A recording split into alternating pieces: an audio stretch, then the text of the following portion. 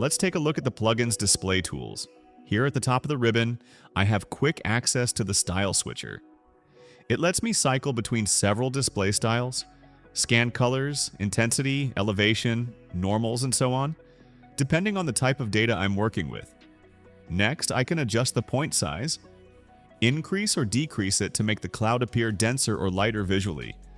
I can also change the transparency.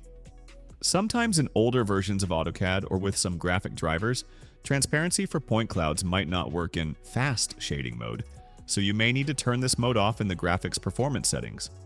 I can also adjust the level of detail, increase or reduce it depending on how large the cloud is or how much visual detail I want to see. This is helpful when working with large-scale projects. There are also two very handy toggles in this panel.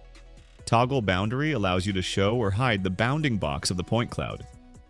This can be particularly useful because in some cases AutoCAD doesn't recognize point cloud selection when clicking directly on the cloud, but it always responds when clicking on the boundary. Toggle Crop temporarily disables the active crop, allowing you to quickly view the entire point cloud without resetting the crop state. This is helpful when you want to inspect the full dataset and then return to the exact same cropped area with a single click. What's great is that all of these are individual commands, so I can assign them to hotkeys. For example, I've set a shortcut for switching styles quickly, which helps a lot when I want to quickly check the scene in different styles.